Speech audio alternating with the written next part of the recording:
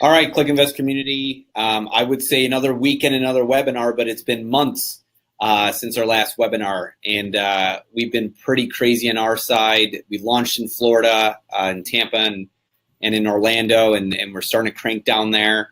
And we've been revamping Click Invest 2.0, so we've been pretty busy on our end. But it is time. It's time to bring the webinars back. It's time to equip you guys as investors out there in the marketplace to just be better at what you're doing. Because the sad fact, the reality is most investors are getting crushed right now.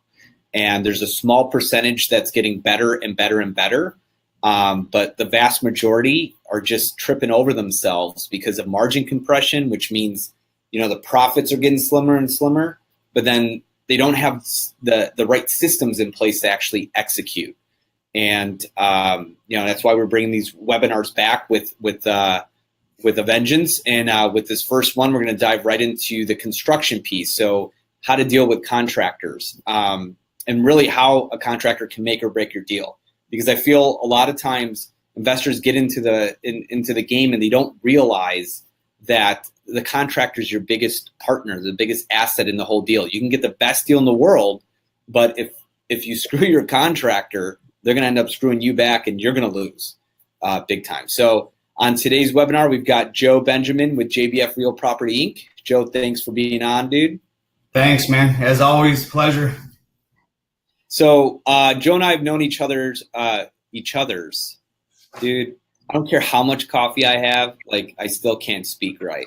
I'm all goofed up half the time. So I've known Joe for 10 years, 11 years, something like that. And we used to work together servicing a lot of these big banks. So when a property goes into foreclosure and the bank takes the property back, a lot of times those banks will assign him to a contractor like Joe to go in there and rehab the property so that they can just sell it on the market to a conventional or FHA buyer. So Joe was the biggest contractor for Wells Fargo, right? Yes, sir. Wells? Yeah, in the Midwest. So he's done thousands and thousands of rehab projects, and we're blessed to have him as part of our network here. So there's Joe's information. If you guys need a great contractor, reach out to him. He's in 16 states. We'll dive into that shortly. But there's his phone number, his email address, and website as well. All that info is right there. And here's what we're going to be diving in today. So what is the wrong mindset when you're hiring a GC? And there's a few different types of wrong mindsets. So we're going to dive into those. We're also going to talk about the common pitfalls when you're working with a general contractor, and then what to expect from the right GC. So when you do find a great contractor, what are their habits? What are the things that investors see when they're working with those general contractors? Here's some stuff about JBF. So Joe is the founder of JBF Real Property. JBF was founded in 2007. Took it from a one-man operation to 15 employees and 100 GCs across the country. And he started out in Cook County, and now they operate in 16 states. We are operating in Illinois and in Florida, and JBF is helping us in both markets. And what's funny is, though Joe started out in Cook County in Illinois, now you're based. Where are you based now? In the Tampa area. Water. Perfect. So he's at least got us covered, but I know he's got a lot of other investors covered as well. Though he sold his ownership in JBF, he's stayed on as a consultant. So he's the guy dealing with a lot of our investors that we refer over. And then Joe is a very passionate entrepreneur who really prides himself on integrity. And we see that day in, day out. A lot of our clients see that day in, day out. So Joe, if you wouldn't mind, because I've been yapping my face off, just give them, the 1 minute overview on just who you are and what you've been doing through the years. Yeah, definitely. So thanks again for having me on, Rosario. It's always great to be here with you and having this opportunity to not only represent JBF and what we do and how we do things, but also to represent Click Invest and how proud I am and happy and thankful I am to be part of it with you. So, we started JBF. I started JBF in 2007 in Chicago, and was able to grow into a large operation with lots of good contractors and covering 15 states, 16 states at this point. And we have a very strong presence in both Florida and Illinois. And the reason why we've been able to do that, you did mention the word integrity, and absolutely that is what it is. We do the right thing. We're surrounded with the right people. I have an amazing group of people that I'm, fortunate enough to talk to on a daily basis. We do the right thing, and we look for simply an opportunity to show what we do and how we do it. We let our work speak for itself. I could sell JBF, in my sleep. I could sell my services, but ultimately it all comes down to results, and just having an opportunity for us to show results is all I ask for. Awesome. And guys, so you understand too, with these Click Invest webinars, the reason why we do these, obviously this goes to our clients, but it also goes to just investors in general, even guys that aren't our clients. And our mindset is if we can push enough value out into the marketplace, we'll be just fine. We're not worried about business. And at the end of the day, I've worked with hundreds and hundreds of investors at this point, and we're kind of sick and tired of seeing guys get smoked out there. So these Click Invest webinars is really a way to give back so that you guys can learn for free and hear from guys like myself, hear from guys like Joe that have a ton of experience. If you use JBF, awesome. If you don't, I'm sure you're going to get a ton of value out of this, because it's just a couple of guys that have done thousands of transactions in real estate, just sharing just some of the pain points and stuff we've been through. So with that said, let's talk about the wrong mindset when hiring a GC. And to me, there's two types of mindsets when you're hiring as an investor, or when you're hiring a GC. It's either the mistake that I made a ton when I was doing this back in the day, whether it was on a rental property or a flip property I was doing, going in and just being too trusting and super naive. This contractor was referred to me by my cousin. He's got to be a good guy, right? And then getting clobbered. Or this guy's asking for a ton of money up front before we've even done a deal or before he's even started, and I give him way too much money. So that's the one mindset that I feel hurts investors, is just being way too naive, not being educated. The second one is just being too confident or being overly confident, and you're kind of belittling the contractor. Like you think you know it all, or you're taught in an education program, or you saw a video, read a book, and you're like, oh, contractors are a dime a dozen, and you try to beat them up over price, and you think you're gonna get you're gonna win them in terms of negotiations and all this stuff. Win them, you know what I mean? That you're gonna beat them out, but in the end, you end up getting screwed because the contractor just saw you coming a mile away, and it's like, oh, okay, yeah, I'm nobody, no problem. Here's a $20,000 change order after the project started. So share sort of your feedback on just nightmare clients, so that these investors know, when they're approaching a contractor, how to talk to them. Yeah, definitely. And Rosario, I don't know if you mentioned this or not, but I also am a member, of Click Invest. So I am actively buying properties as well. And it's, so it's kind of unique and great. I'm able to see things on both sides as an investor and as a contractor. Our team, we as well, we've all been through these pains, these growing pains of over trusting, being naive on certain things. And the way that I approach it with clients and investors is, look, when you're getting a bid from a contractor, there's things that you can create a checklist, help yourself. And I could help put together a checklist with you. Reach out to me. And you're looking for basically, you're looking for honest guys. You're looking for licensed, insured contractors with experience that have referrals that you can call and you get some good feedback on. I mean, it's really just a few simple questions of what to look for.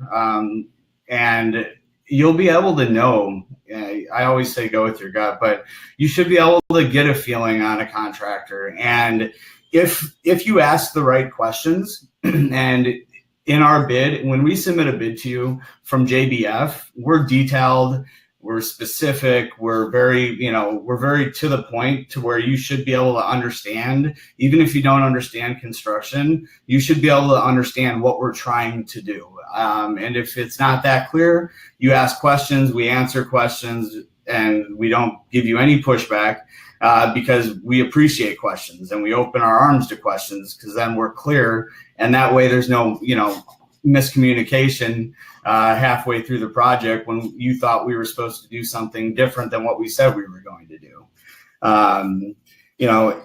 Basically, the biggest thing that that I see is not just the being like over trusting and naive, because that's definitely there. But what we offer is, very simply to do the work, show you what we're doing. We don't even need money up front. Like let us complete 25% of the work, give us a draw. The contractors that ask for those big down payments up front initially, those are the ones, especially when you've never worked with them before. Like, how can you just jump into that? And that's where we have to build each other's trust. And what JBF does, we want to scale your portfolio. We take every relationship as a partnership, and we want to build your trust as we're looking to gain your trust as well. So it's kind of, it's a partnership, and that's the only way we look at these relationships going into them. You said the P word, partnership. And I know when I landed my best contractor back in the day when I was doing this, I treated him as a partner. The mistake I made before that was I was naive, right? Because in defending the investor, right? I feel like they go through this evolution where they come in and they start naive, and then they get screwed, and then they're just pissed off at the world, and then they don't trust anybody. So it's like one extreme or the other. And I went through that. And then when I got to the point of like, okay, it took about 2 years to finally get to that point where I'm like, you know what? I need a partner. And then that was my mindset when I went out and brought my GC on. And I'm so glad you brought that up. And I think that's the mindset that you got to go into. You don't be naive. Don't belittle the contractor and be too cocky, but go into it with, you know what? I need to find a partner. And when you're interviewing these contractors, whether it's JBF or whoever, let them know that from the beginning. And it's the same thing with lenders. We have lenders we work with that are like, hey, you know what? We can be super competitive on pricing, but if that investor calls up and starts asking about pricing, we won't work with them. Like if that's how they start the conversation, what's your interest rate? What's your points? It's like, you know what? If you're not the right fit, because you're certainly not looking for a partner. You're just looking for a vendor, right? And I would say that's the mindset to go into. So I'm glad you brought that up. Go into it knowing, hey, I want to partner with these guys. And because at the end of the day, you guys are putting a ton on the line. They're putting a ton on the line. It should be a partnership and not a one-sided deal. What are some of the common pitfalls that you've experienced, even as an investor, right? Like you said, you're not just our biggest GC, but you're also a client of ours, certainly down in Florida. So what would you warn the investors with in terms of pitfalls when they're working with the GC? Look, it's no secret. Contractors are hard to come by. Good ones, good contractors that you can trust and work with are hard to come by. But I thought they're a dime a dozen, Joe. You would think, right? Everybody, the way, and unfortunately, go ahead. I think contractors may be dime a dozen, but good contractors are certainly not. Yeah. And that's where, like the biggest thing too is the organization, right? The communication with contractors, and that's where, like with us, we've gone through a lot of teams. We being in 16 states, we do have to make sure that we have good crews. And so our vetting of crews and training and, screening of everybody, it's extensive. And it still doesn't catch everything, like I wish it would, but we still have to go through the same thing as any investor would if they didn't, if they were going through finding a contractor, a partner. It's so crazy how many contractors out there come across and they tell you, oh, we can do everything. We're a one-stop shop. We can do it all. And it's really just nothing like that, and that's scary when a contractor tells you that, and in our case now, we've actually been able to grow to the point that when it comes to residential rehabs, we can basically, for the most part, cover everything one way or another. We have the contacts everywhere to be able to, but it's one of those things where you have to work through that. You have to have the communication. You have to talk. You have to be organized. When a contractor says they're going to do something and they actually do it, like that's what you should expect from any contractor. But that's what you will get from us. And but we're all the same. We're all connected in this universe. So nobody's better. You can't belittle contractors. It's not going to get you anywhere. So how about what would you expect? Like, okay, say you went out, you bid the property. I'm the investor. You went out, you bid it, and you get awarded the job. And then, how much should I be putting down? So it all depends. We have, we've changed things up as of late where, originally we would ask for, a certain amount down up front, which we still do. But we also want to show that we're going to get the work, going and completed. And so we do have milestones where if we're hitting certain percentages, then we do ask for draws, but as long as the work's done. So not only do we send out, because our contractors, everybody, it's a cash flow business, right? Yeah. And whether you're a mom and pop contractor or a larger contracting company like we are, cash flow is everything. So one thing that, we do is when our crews, we have things set with them as far as percentages complete. We do inspections, we verify. We have something now. It's a document that basically generates what percent complete they are with the work. After we send a QC inspector out to do an inspection, a quality control inspection, we then can determine an actual exact percentage of what's been done. And that allows us to both, they have the contractor showing us proof that it's done along with photos, videos, et cetera. And in turn, we can then show our investors and our clients, hey, look, this is where we're at. We're at X percent based on our calculations. If you take a look at it, and at that point, we ask for, possibly a second draw at that point once we're at that point. So we hired you. Okay, so typically how many draws? 4, 6, 8?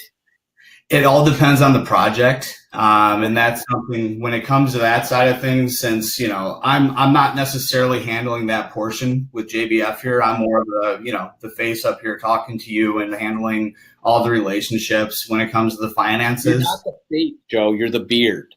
The beard? You're the beard. I've turned into the beard of JBF. You turned into the beard. You're no longer the face. You're the beard. Okay, so I hired you. We determine how many draws depending on the size of the place, and that's right. Where and then we determine how much we're going to put down. Obviously, that will go down. That will be based on the scope as well. So, if somebody comes, is it common for a good contractor to ask for half the money down before they start? No.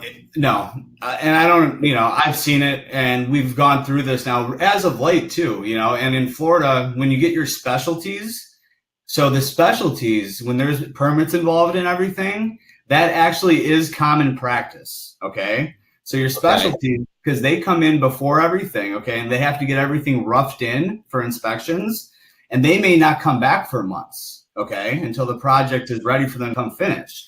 So that's the only case when you have like a plumber, electrician, HVAC, and they have to get things roughed in, then that's the only time that I would allow and, be okay with a 50% upfront cost. Otherwise, that's ludicrous to me. That's ludicrous. You guys hear that? Like, when you're starting a project, you should not be putting half of the cost of the project down. Okay. If it's a $50,000 project and the contractor, especially if it's a new guy, I don't care if it's new or old or you've been working with them, you should not be putting $25,000 down to start. Okay.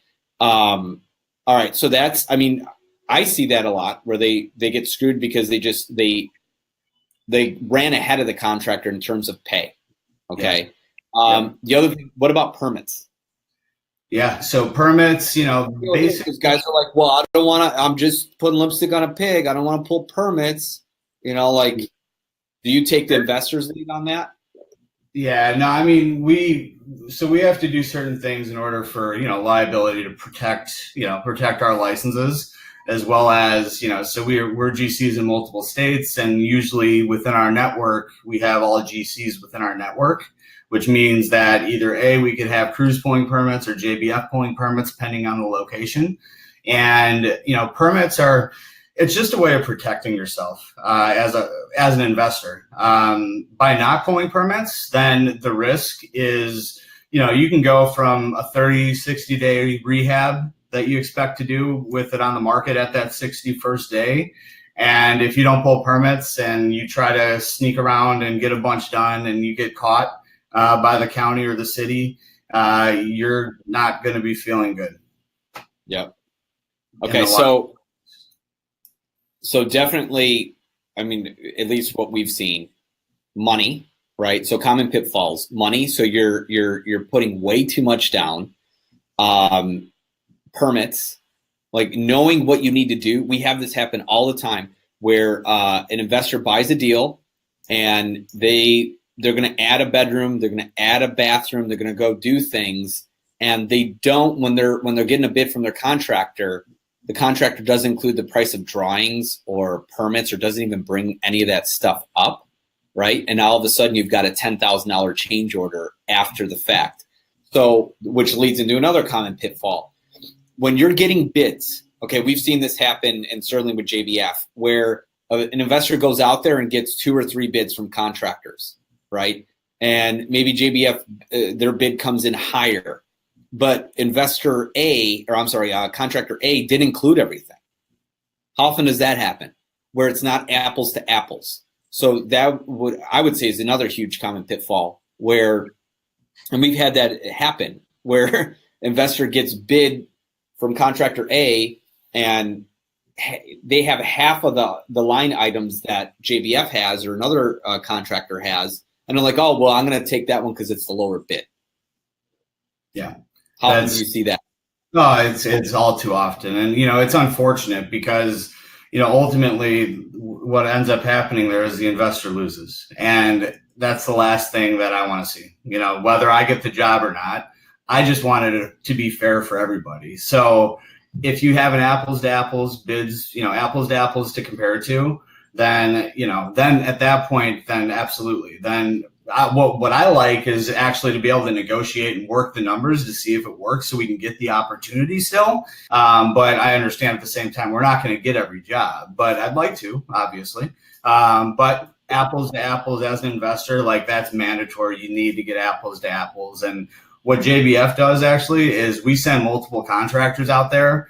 And what that allows us to do is hopefully at some point gain your trust to just use us and not have to go shopping around, spending the time and energy getting multiple bids, because we actually do that already. So we're getting multiple bids on your project so we can submit an all-encompassing bid in hopes of avoiding change orders. That's our biggest thing, and making sure that our bid is really tight and nothing has fallen through the cracks or been overlooked. So, which is going to lead right into the next slide, because you guys definitely do a ton of things right that I don't see a lot of other contractors doing. Before we leave this slide, I'm going to give you guys just a golden nugget. Okay, so call it an investing hack, construction hack, I don't know, whatever they call these things nowadays. It's no longer a pearl of wisdom. It's like it's a hack. Everything is a hack. Back in the day, a hack wasn't a good thing. Right? So anyways, if you have multiple bids from contractors take your most thorough contractor, okay, the most thorough bid you received. I don't want to say erase, but delete the pricing or white out the pricing, whatever, and send the most thorough bid you got to the other two guys and say, match them up. Give me apples to apples. Like, you do that, then you're playing, then you can actually look at the 3 contractors or 2 contractors and make a wise decision, because you've leveled the playing field. That's what it's about, right? Otherwise, if you just take one bid and that's it, it's just not gonna match up. You want them all bidding the same way. So, and communication, at that point you'll be able to see the contractor communication, like see the time frame. Yeah, me by X time tomorrow. Yes, then it's there. Then you're good. If not, that's not a good sign. Which leads right into this. So, what to expect from the right GC? I've had the privilege of working with guys like Joe and guys on the institutional space where they're very mechanical. Their communication is spot on. They respond to email. Responsiveness, when you come from the bank side of real estate, is a huge deal. You have to be on your email. You have to be responding. You have to be accessible. I would say that's number one, is accessibility and responsiveness. Because like Joe brought up in the last slide, even the guy that has the most thorough bid, if it takes him 5 days to get back to you after you ask them a question, 10 days to get back to you, or you have multiple guys bid against each other and they're not responding to you, how are they going to be on the project, right? We see that happen all the time, where a guy, smooth talks his way into getting the bid and then just goes dark. And that job that was supposed to take 4 weeks ends up taking, 4 months. So that's definitely a big deal. What else? What do you guys do that separates you guys from everybody else? So we do a lot. We try to do a lot to separate ourselves, but basically timelines, setting milestones on a weekly basis. And what we have now is we've implemented this, the document I mentioned earlier, as far as like our draw, like when we do submit for a draw request, to help determine the completion percentage of a project. So not only are we providing updates either once or twice a week to our investors with photos and or videos, usually a little bit of both, with our checklist that has the work approval broken down and basically itemized out. And we go through and we determine the percent complete of each line item based on either A, photos, B, videos, or C, with our quality control inspections that we do. We're able to provide updates to our clients, at least twice a week, if not more often, depending on what the client wants. And, ultimately our goal is literally to get the approval, work out the contract, get the contract signed, start work, all of this within 48 to 72 hours, do a rehab no longer than 60 days, and get you on the market within 90 days after you buy the house, get you back on the market. And in doing so, the communication that we have, all we want is we'll communicate the whole time. You have a project manager assigned to your job that is only talking to you, you're only talking to them, and you don't have to deal with anybody else. On the JBF side, at least. And then basically all we want is to tell you, hey, Mr. or Mrs. Investor, your house is done. Here are the keys. Go take a look. Give us a punch list if you have one. We've already inspected it multiple times and put it through our quality control process, which is 3 levels of doing that before we tell you it's done, just to make sure that we are 100% confident that we hit every item and did it well. And then we get a punch list from you and hit that within 48 hours and we're done. So how many times, if I'm your client, how many times should I be out at that project? I would honestly, maybe when you buy the house and then when we're done with the house, if you want. Okay. So I got to go on a little rant here. When we crossed over from working with the big hedge funds to start to work with the local investors, right? We jumped into this and we're like, oh my gosh, do these guys understand how much value we're bringing to them, right? And I got seriously humbled because I'm like, no, they don't understand, because they were not on that side. They weren't dealing with the banks. they weren't dealing with these big hedge funds that bought 50,000 homes in a year, or 2 years over a short amount of time. And even with Click Invest, when we started pumping this out, people were like, how can you submit an offer sight unseen? We're like, well, because that's how the big hedge funds did it, and they bought hundreds of thousands of properties. Or the same thing with construction. We started promoting you guys and telling people about imagine if you got, your property got bid on, and then you approve the bid, and then you don't deal with it again until it's done. And then you go through and you do your punch list. And then it's unit pricing, meaning it's like everything's a la carte. Here's a trimmer, because you guys have packages. Yep. A-B package for flip, A-B package for rental. And what that means is, guys, you're not going out there and coming, you're not a designer. You're not coming up with the types of finishes you need to use. They've already done the work, because that's what they used to do with the big banks.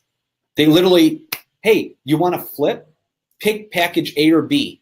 And that will give you, depending on the type of trim you want to use, the types of cabinets, whatever, everything's already itemized and done for you, so you don't have to come up with it. Okay, so think of the time. So time savings there, right? And then secondly, the inspecting the property. We have guys that are going, I used to go to properties every single day because I didn't know if they were going to be there or not. Where you guys are sending pictures twice a week saying, hey, status report, because this is what we used to do for the banks. Status report. Here's where we're at. Here's where we are in the project. Here are the pictures proving that guys are working on the project. So this is all stuff that you guys do. Yeah, okay. It's mandatory. It's required. Mandatory. Okay. So that's the difference between a professional contractor and just some guy that you hire when you pull in the Home Depot parking lot. Okay. And you think, well, I'm saving money because that guy's cheaper. Really? When the quality of the work is shot, when the guy doesn't show up, when he steals your money, and then you have to go get the second contractor, that first contractor becomes the most expensive contractor you'll ever deal with, because that second contractor who now has to come in and solve the riddle of the mess that the first guy made is going to charge you a crap load for it. We've seen it happen time and time again, especially in the north side of the city, in Chicago, where a project is $300,000. I mean, that's the rehab budget. And then contractor A flakes, contractor B comes in and says, yeah, it's going to be like $350. Of course, because he sees the blood in the water. I mean, That's where the price up front, right? So we're very transparent when we're submitting bids. So we literally show our investors what we're paying our guys and what JBF, we charge a GC fee. And that's what it takes for us to take it from A to Z. And what it does is, it allows, we may not be the cheapest. We're not the most expensive. But what we do is help people scale their portfolio. That's what we do. And we've done it for the biggest guys in the game. And we've done that for them with thousands of properties. And we can do that for anybody if we're given permission to do what we do. And I don't know if you guys just caught what he said, but on the bids, okay, everything is lined. It's line items, meaning it's like a grocery list. Everything is there. You have your item and you have your pricing. Their fee to manage it is broken off, so you can see what they're going to make on it. Okay, so it's complete transparency. It's not like they're marking all this stuff up and then they're like, oh yeah, I don't know. It's all there, so you know what's going on. And Joe brought up, they did this for the biggest hedge funds, the biggest banks out there, still do it for those guys. But now they're doing it for the local mom and pop, which leads me to this property, because this was a test case for us. In Illinois, this is the market we've operated in. It's been easy because Joe's great. Him and his team are great. We refer them to a client. The client's local, so it's easy. I mean, whether they go to a property or not, whatever, they're local. A lot of times they're going to show up. Well, we had a client when we launched in Florida recently. We had a client from Illinois say, hey, I want to start buying down there. Do you have a good contractor? I said, well, of course. So share this story, because this is just wrapping up now.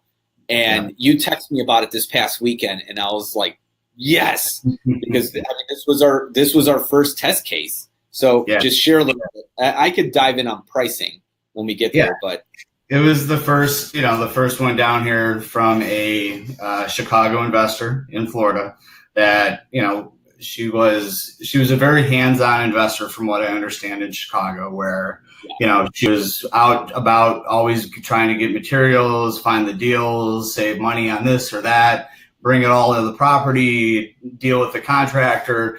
And I explained to her kind of, that's cool that you do that, and, more power to you if that's what you want to do. And, but the way that this works and the way that we've set it up is you don't have to do that. And if you want to give us an opportunity to show you that, I would love to be able to show you that you could literally do this from Chicago, and with the trust of me helping with it and the JBF team as a whole, we were able to do it. And it